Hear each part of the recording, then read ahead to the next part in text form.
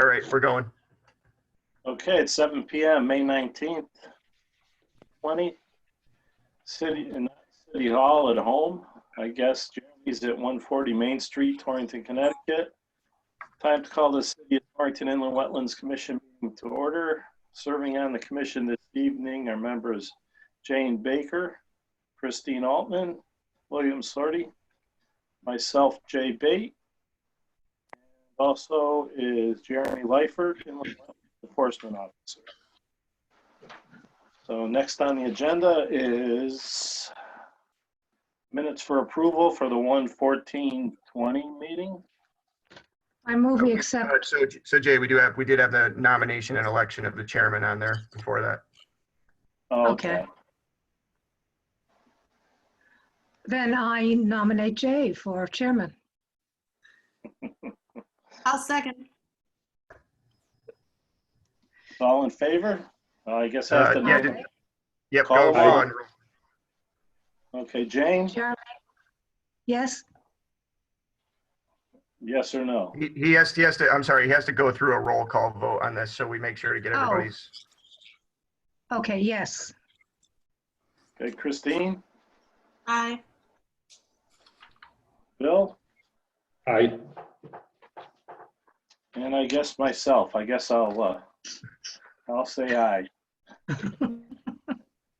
Thank you. You've done such a good job, Jay. We don't want anybody else. Yeah. I don't know, I'm pretty old. I've been on this commission for what, gonna be 22 years, I think. It's how long I've been on too. And actually I was in Goshen on their Inland Wetlands Commission before this. Oh. Okay, next is So minutes for next. approval. I move we accept the minutes as presented. I have a second. Second. Okay, all in favor? And Jane, In favor, aye. Christine, Aye. Bill? I have to abstain. I wasn't at the meeting. Okay. I have to abstain from the meeting. All right, so that's not a pass motion, so we'll have to hold that over. Okay, we'll have to table that next time.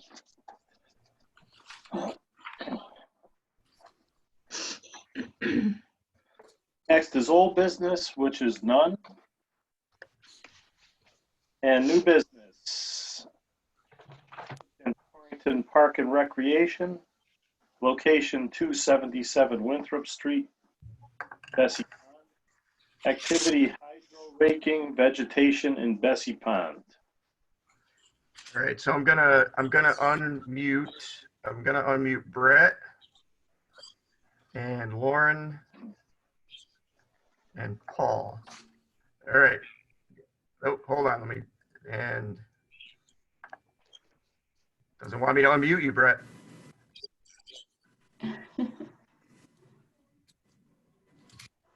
Can you? Oh, I got you? Yeah, Okay, there we go. well, that's probably better because I'm going to defer to the experts anyways. All right. Well, just in case. So I can start. I'm Lauren Sullivan. I'm from Solitude Lake Management. Can you guys hear me okay? Yes. Yes. So we are proposing hydro raking at Best Pond to control nuisance aquatic vegetation and buildup of organic matter. This is going to help to restore the depth, maintain good water quality, and maintain the open water habitat. So we are proposing this for the fall, and it'll be a multi-year management program, about 10 days each year for 3 years. The hydro rake basically scoops up the material, deposits it on shore, lets it dewater around, erosion control hay bales will be set up. And then the DPW is going to be handling the onshore. There'll be a loader there on site, and then that will go into a dump truck and get brought offsite for compost. So the other portion of the project is 0.6 acres on the eastern area. There's a figure that's attached to the application where you can see both areas. And that has actually transitioned to upland, and Parks and Rec is also interested in doing some clearing there. They'll be hiring a contractor, because we only handle the on-water stuff, so they'll be hiring a contractor to handle that clearing. And it is suggested like some kind of site visit gets done before to determine how much of that can actually be cleared.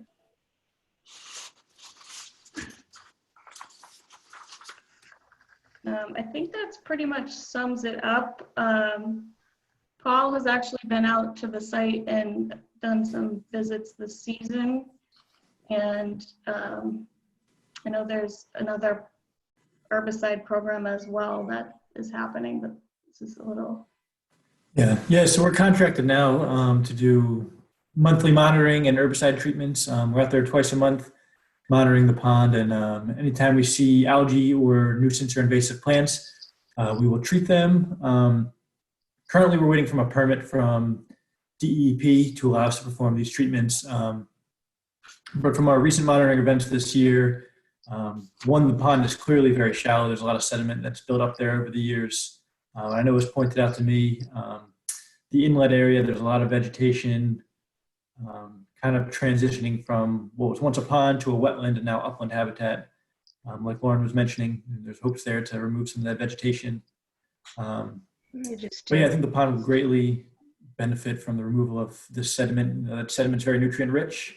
That's going to feed a lot of plants and algae blooms. So if we could remove some of that sediment, remove some of the nutrients held up in there, and increase some of the water depth, the need for herbicides and algicides will be decreased severely.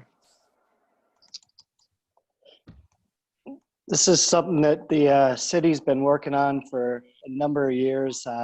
Originally looking at, a dredging program, which we kind of switched gears to more of a management program, which we thought would be most effective. Obviously, from a permitting standpoint, from the Army Corps, we thought that the management approach was the best thing for the city to take over a period of years to try and address the pond and bring it back to a viable recreation standpoint.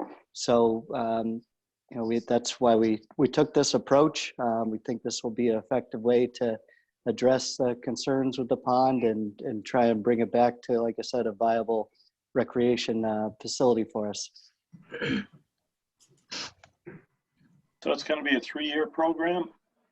5 years. 5 right years? now. We have a 5-year contract. Okay. And are you dredging it at all, or you're just taking the weeds out of it? So it's just, Lauren. it's both. It's aquatic, it's like buildup of the aquatic weeds over the years as well as vegetation. Can you repeat that? You kind of broke up. Just move a little closer to your microphone. Oh, sorry. It's basically buildup of organic material, like decomposing weeds, and as well as nuisance weeds that are in there now. So it's not like So we're you're not letting the deep. lake bottom at all. Okay. How deep will it be when you're done? That's a good. Do you know how deep it is now, Paul? Yeah, I haven't done, right now it's pretty shallow. It's probably only a few feet deep. Yeah. Depending on how much effort you put in there, if you go in there, you can get back to the original hard bottom of it. But it's really dependent on the amount of time that's put out on the pond. So, what do you typically say? Like in It's 10 a- days, 10 feet. how much you typically think could be restored there? So usually if we do, it depends on we're thinking of like targeting certain areas each year. So we're not going to be covering the whole 3.5 acres 1 year. It's going to be dependent upon what Parks and Rec thinks is a priority area kind of. So if the hydro rake can go over a certain area. Once over, it usually removes like 6 inches. But it's kind of dependent upon the distance to the offload as well. But within 10 days, I think maybe a couple feet back. Be getting down. Again, it's going to be over a few years that we'd be doing this, and it's not going to be the whole pond at once.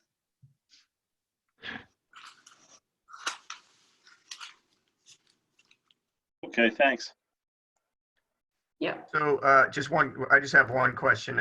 So is the Army Corps involved with this, or were they involved when you were dredging and they aren't now?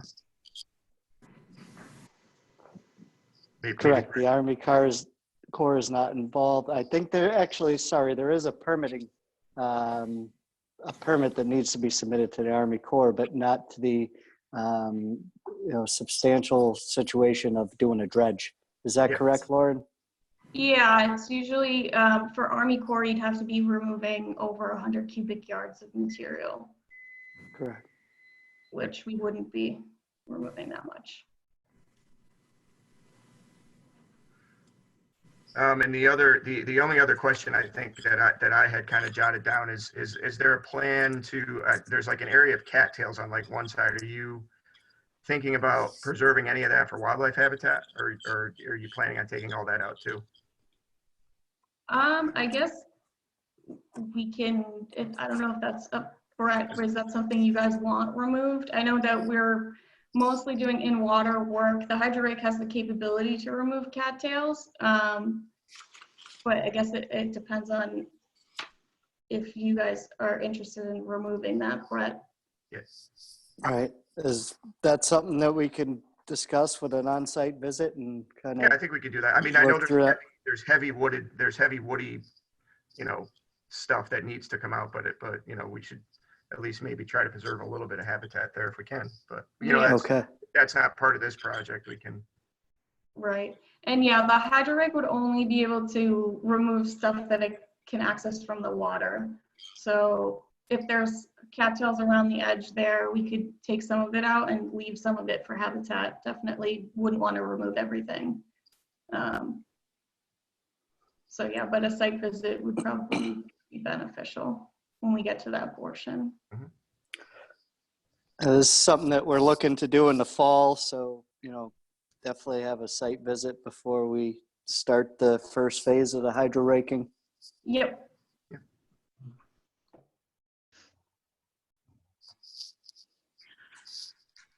Over the course of the 5 years, do you think that some of the depth will, be restored? Yes. Or will it just be maintaining what you have now? Yes. Okay. No. Yeah, we'll definitely be restoring it because we're taking that organic material out of the pond. So they'll see a difference for sure. Good.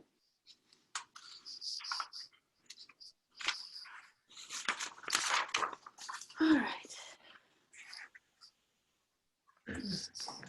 So our steps with this application is we just have to accept it and hold it for the next meeting. I always advise to wait to make decisions on significant, not significant until the following meeting, but you could do it any way you're accustomed to. Okay. Yeah, we usually decide on it now. I don't see it as a significant activity. Yeah, I don't either. No, I agree. I mean, it's a water quality improvement. So, but Yeah, maintenance. I move that we accept the application for Torrington Park and Recreation, 277 Winthrop Street, Bessie Pond, hydro raking vegetation in Bessie Pond, and that it is not a significant activity. I second the motion. Okay, in favor, Jane, In favor. Christine, Aye. Bill, Aye. and I'm an aye. So motion carries.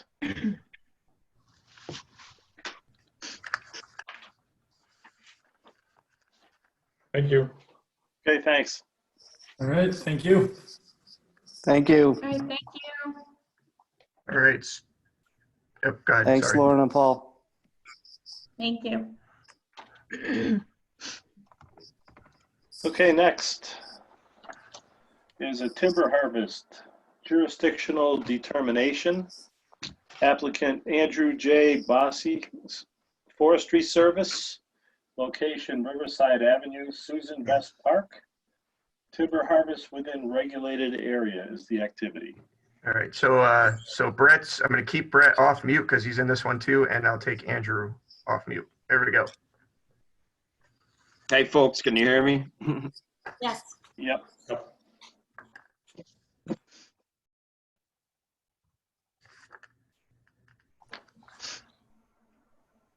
Yep, I think we can all hear you. Yep. Andrew, would you like to start or would you like me to? Yeah, you can give an intro and then I'll get into more detail, I guess, after. So we've been working on this project for a while. We've actually done a timber harvest at Albert Park most recently, which we received revenue for to put back into the park for some upgrades. Most recently a disc golf course that we've started to build at Albert Park. Charlene, Susan, Best Park, we took a different approach. We actually received a grant, America the Beautiful grant from the Connecticut DEP, which we did an analysis on the park and went through a whole study on doing a timber harvest at the park, which went through a series of meetings with different agencies from Torrington Trails Network, Planning and Zoning, Parks and Recreation Commission, City Council, and then we had a public meeting to discuss our plans within the park. And then, we took that to the next level to develop a plan for actually carrying out the timber harvest. So it was a two-phased grant process that we received from the DEP on this. With that, we're looking to move forward to the next steps. We're kind of in a little bit of a standstill waiting for, to see when the timber sales are kind of resurging. Right now they're at a low market, and obviously we want to get the best value for the timber harvest. So we're on a little bit of a standstill, but again, we plan to use these funds that we generate to put back into the park. One of our issues right now is we have the roadway leading up into the park is kind of deteriorated and needs some drainage improvements. And we plan to kind of invest those funds back into the park to be able to make some improvements and revitalize the park and bring it back to, a park that people can use. It's primarily going to be used as a trail network, for hiking and things. And we would like to bring it back to standards to get it back in use. And we feel this will be an effective approach. Also address some issues. We have a lot of ash trees, which, are receptive to disease that we want to address to mitigate some hazard, safety issues, but also be able to improve the trail network within the park, which this will do. And then the, regeneration of some of those quality species of trees to bring back to the park, like the oaks.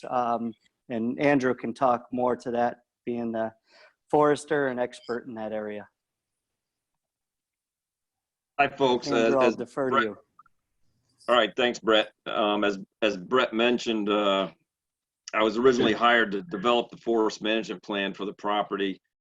Probably about, 4 or 5 years ago. It's been a while already. And we went through that process. It took a couple of years and sort of a lengthy process as far as getting reviews by all the involved committees on the town.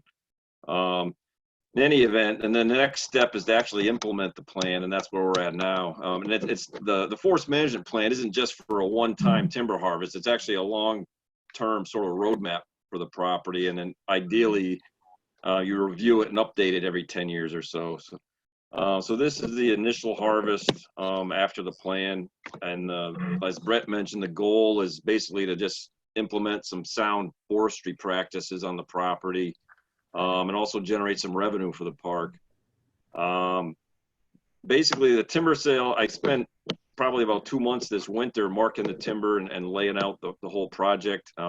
It's all ready to go. We're just waiting on the timber markets to sort of bounce back. This pandemic sort of put a crimp on the timber markets. The prices dropped, so we thought it'd be best to wait a little bit. But in any event, we're just trying to get everything squared away.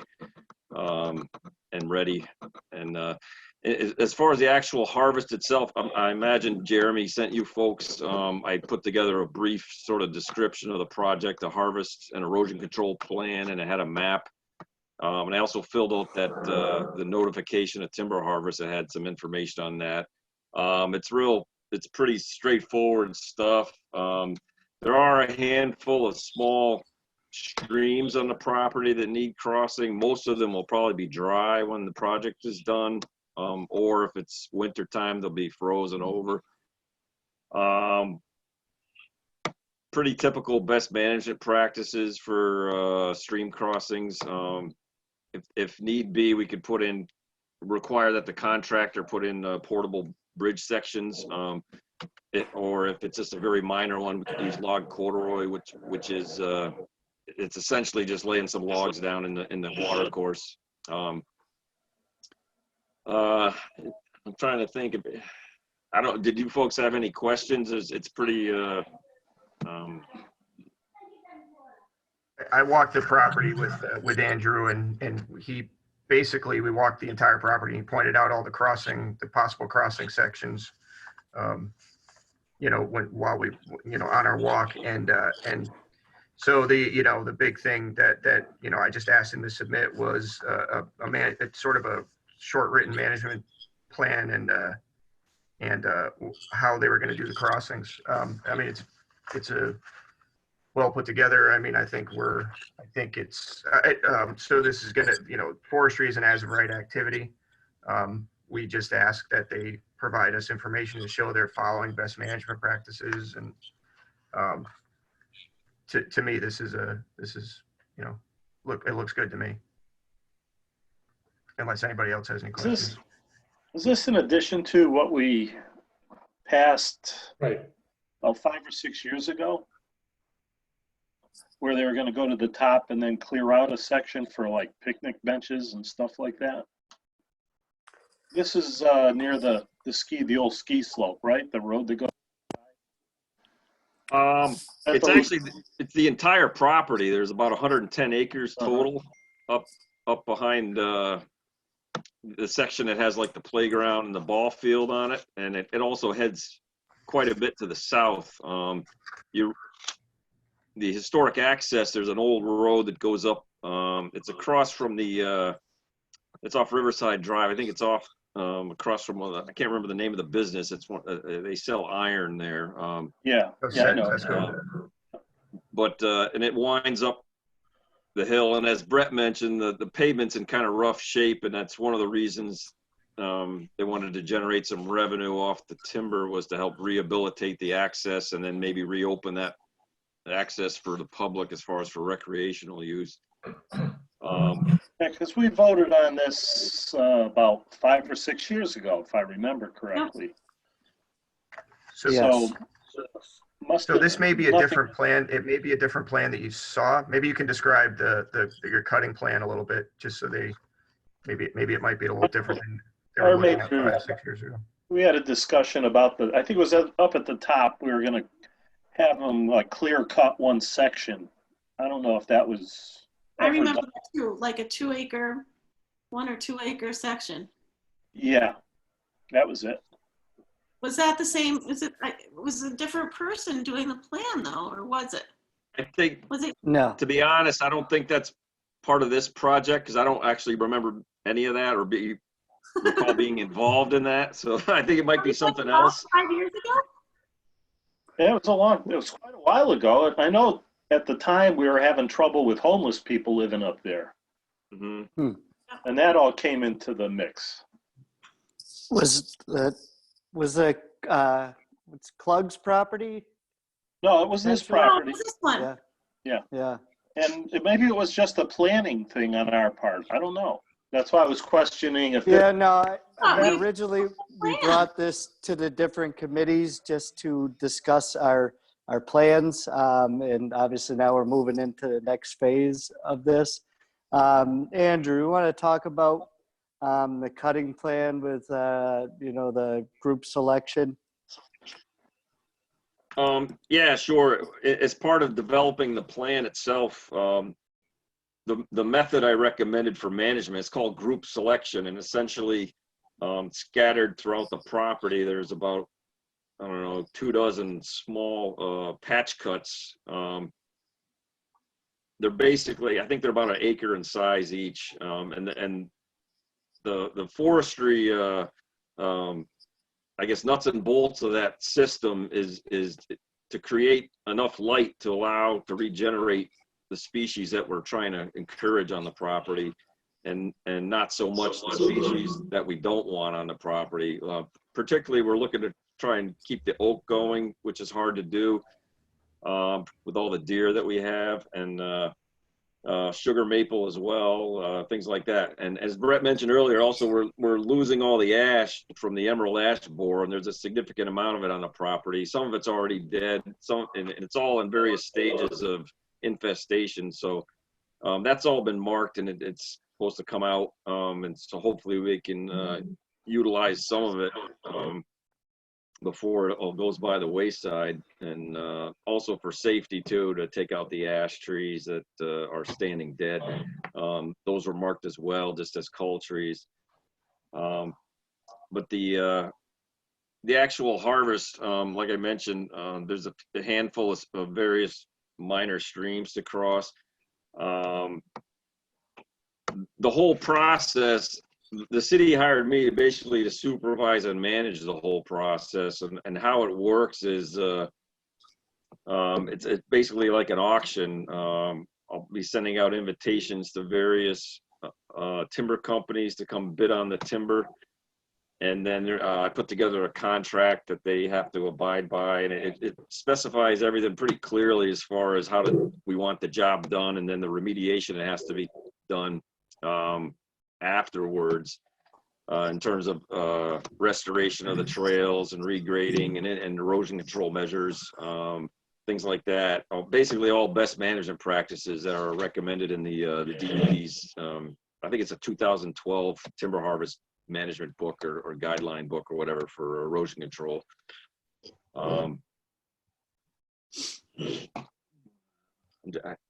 I have the plan here. I'm not sure if you folks have copies of it. Let's see. I think I pretty much covered it. There's a map included which shows the trail system on the property, the approximate location of all the minor stream crossings, and then it has a schematic of what a portable bridge system looks like. It's sort of a generic one. It might not exactly be like that, but and that's all pretty standard for timber harvesting. Timing wise, again, we're not sure. We're kind of waiting until the markets improve. We'll know more once we actually go through the timber sale process and award a contract. But as far as you folks are concerned, I guess the purpose of this is just to make sure you understand that we're going to implement all the best management practices for erosion control on the property.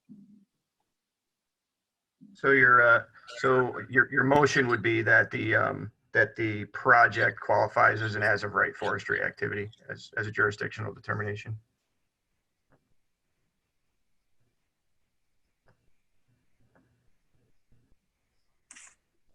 Can you repeat that?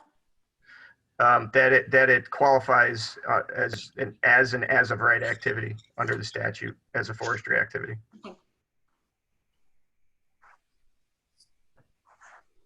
So at that point, are we accepting the application or accepting it as of right? We don't have to accept it as because it's not an application. It's just information so we can determine. I believe it's considered a declaratory ruling in most Yeah. other towns. Jurisdictional determination is how I put it, but Yeah. I guess either way. Okay.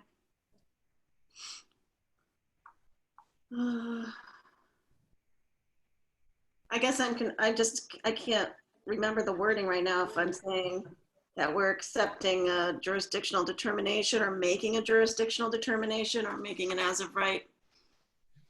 I think you could say it any way, whichever one works for you. I think any one of those covers the statute. Okay. All right, so I move that we accept the jurisdictional determination for Andrew J. Bossy Forestry Service, Riverside Avenue, Susan Bessie Park, for timber harvest within a regulated area. I second that. Okay, for roll call, Jane, Aye. Christine, Aye. Bill, Aye. and I'm an aye. So motion carries. Okay. Thanks. Thank you. All right, thank you. Thank you, folks. All Thanks, Andrew. right. Thanks, Jeremy. Take care. Thank you. Yep, take care. Take care.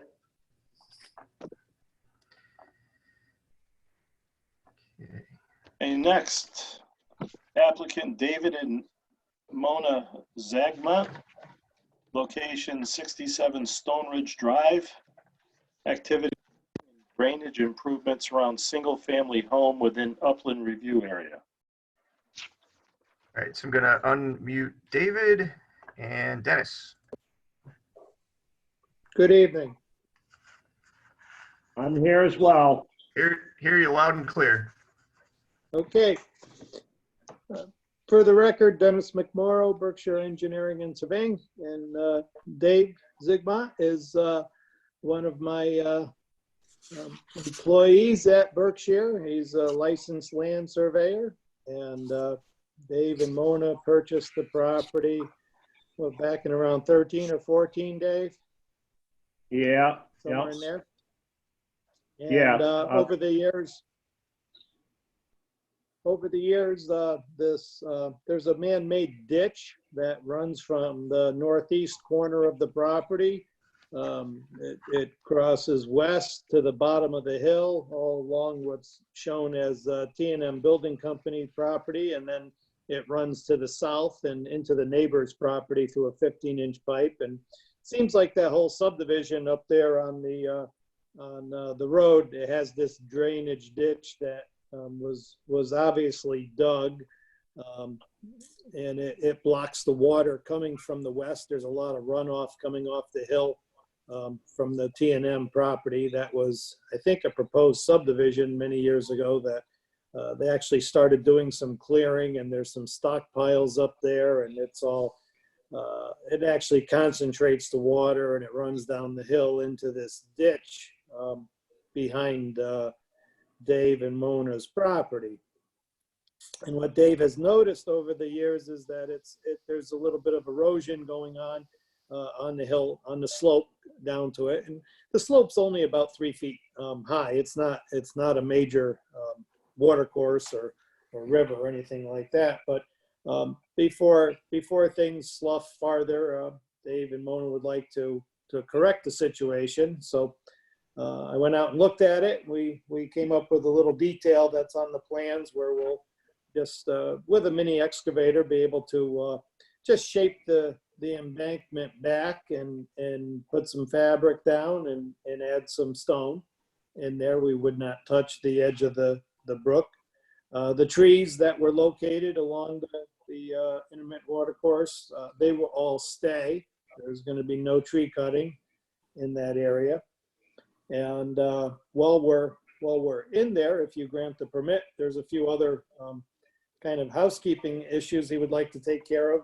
One, you don't have proper frost protection in the northwest corner of the house, so we'd like to excavate that area, add some insulation, and then place a little fill, try to get it a little bit higher than it is. Some of the material we take out could be used for that, but just try to get better frost protection. When the house was built, you don't have 42 inches to the bottom of the footing in there. And we'll run a new roof leader, a new roof drain to the new stone edge.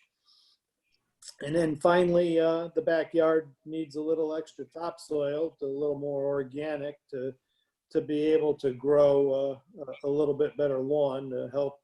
That would also help stabilize the backyard before it goes into the drainage ditch. So it's not a large area. It's only a 1/4 acre lot. We drew it at a 10 scale just to have room to do all the labeling in there. So I'd be happy to answer any questions you might have. And Dave, if there's anything that I missed and you want to add to it, feel free.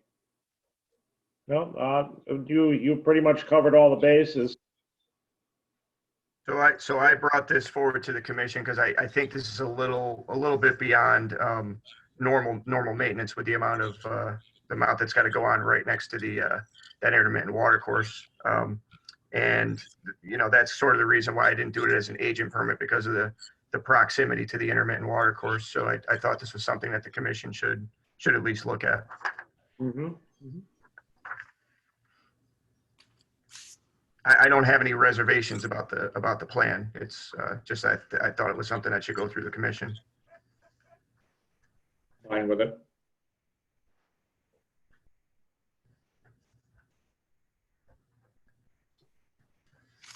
Hard to read this plan at 8.5 by 11 though. Even at a 10 scale. Yeah, I know, it's crazy. Even at 10 Thank God scale. we didn't do 20 scale. Yeah. Got to make that text bigger. Yeah, how close is this to the river, to the stream, all this work? Well, if you look at the detail on the plan, we're staying a foot above the edge of the intermittent water course. I mean, it's not you could step across this thing. It's only a couple feet wide. It's Okay. a drainage ditch, but it has enough characteristics that I had to call it an intermittent water course in there. It has, it was man-made, but it does have flow more than 24 hours after a storm event, and there's some scour in it. So we did call it an intermittent water course. So we're on the edge of it, but we're 12 inches above the edge. And the stone is probably only going to be a couple, 2.5 feet high above that level that we show on the detail. So what happens when the intermittent stream scours underneath the riprap you're putting in? Well, we're hoping there's enough root structure, and I don't believe we're getting scour. We're just some of the slope is sloughing in, not scouring up on Dave and Mona's property. So did not want to dig into the water though with this project. So couldn't you stabilize this with like a geotextile or something like that instead of a hard surface, and grow grass? Well, we thought about that, but because if the T&M property that's to the west, that climbs as it travels west, the ground, it goes up a large hill, a mountain almost in there, and it's all treed in there, so you don't get good sunshine. Okay. You're not getting, and that's, I think, part of the problem with the backyard. Even that has more sun on it with the southern exposure, but all along that drainage ditch in there, it shadows early in the day, and it's tough to grow grass and establish it. So no, it's a good question. That makes I didn't sense. think about that, but the stone would be better. Yep. That makes sense. So Bill, just for the record, we do have one, 11 by 17 too. It's a little easier to read. All the way up to 11 by 17. I don't have any problems with what they're proposing. Can't speak for anybody else. No, I'm with it. All right, I move that we accept the application for David and Mona Zagma on 67 Stone Ridge Drive for grading and drainage improvements around a single-family home within an upland review area. No significant activity. Second. Hey, roll call. Jane? Aye. Dean? Aye. Aye. Yep. Okay. Can you hear me? There you are. Yes or no? Oh, I didn't hear you at all, so. Okay. oh, Okay, I say aye, so motion carries. Thank you very much. See you next month. All right, sounds good. June 16th. Thank you. Have a good evening. Thank you. Thank you.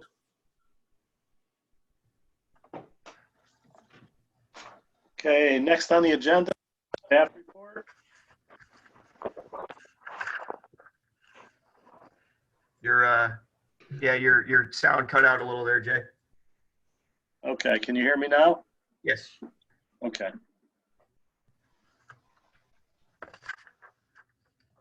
So we're on staff report. Staff report. Okay. So since we haven't been meeting in person, I've kind of been piling up these agent determinations. So what I did was just took a few of the oldest ones so I can get them off your agenda and just made some copies of the important stuff like the maps and the actual permits.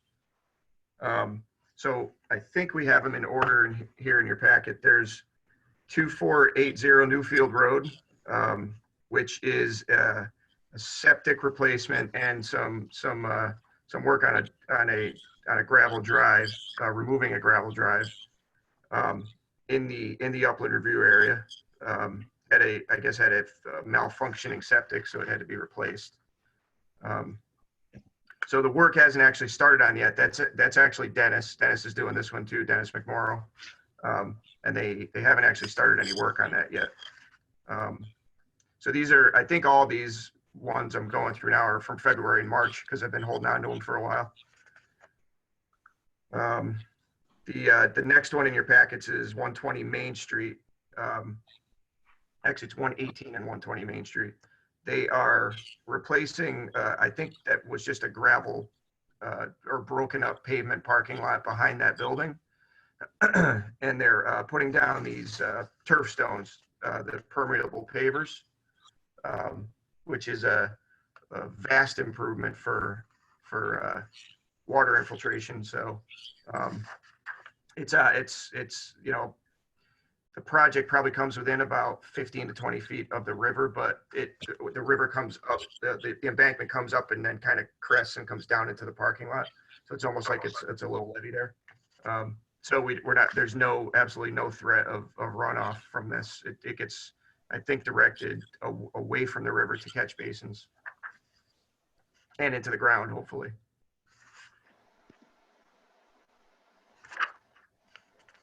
Let's see, the next one is 93 Pinewoods Road, the Fellowship of Believers. Behind their church building, there's an Eagle Scout project to construct a gazebo. It's actually in between two sections of wetlands, but probably a good 40 to 50 feet on either side. Again, that project, I just drove by that one the other day just to see what's going on, and that obviously hasn't started yet either because I don't think they're doing much Boy Scout and Eagle Scout work at the moment. But so that permit's in place. And then the final one is, I think that's the final one. Yep, 273 DeVoe Road. That is a house that had an accessory storage structure. It was basically one of those drop containers. And they're gonna replace it with an actual built shed or small garage that's a little bigger than the existing structure, but in the same location. So, so I figured that was that was an easy agent permit, pretty far and right at kind of the edges of the regulated area. So that's at least a group of the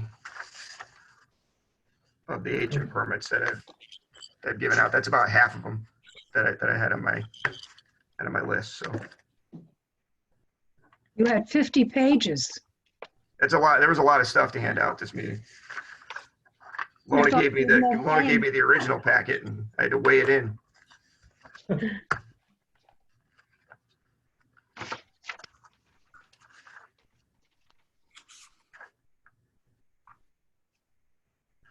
So if we have another Zoom meeting, I'll do another group of those agent determinations, so I don't Overwhelmed. weigh everybody down this meeting.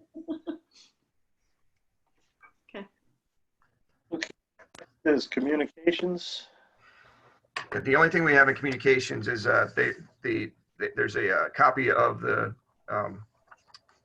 pesticide application to DEP to do an aquatic treatment at Timber Lake. I think it's Timber Lake. Yeah, up off Weed Road, Pumping Station Road up there. I didn't see any reason for us to object to it. They've done it in the past, and it's just they are asking for basically a renewal of the same permit for 3 years. So from deep.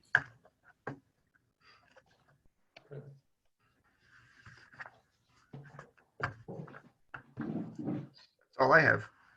Okay. Okay. I guess next is adjournment. I move we adjourn. I'll second. Okay. Again, roll call. Jane, Aye. Christine, Aye. Bill, Even though I wanted to say nay there just to keep this going. yeah, So fun. and I'm an aye, so motion carries. All right, And 7:51. Beautiful. See you next month. All right, see everybody on the 16th, right? 16th of June. Yeah. Can I ask Okay. a question, Good Jeremy? night. Yeah. It has nothing to do with the meeting. Okay. All right, then I'm leaving. See ya. Do you know anybody local who treats, are there people who are treating for emerald ash borers? Treating trees that are still healthy? I don't know. Okay, No, not personally. okay. Forestry Division probably has some sort of vendor list though. If you call the DP office.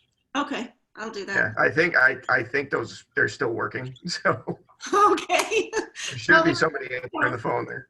all right. Yeah. Okay. Okay, I guess we're done then. All right. Okay. Yep. See you Take guys. care. Take care. Bye.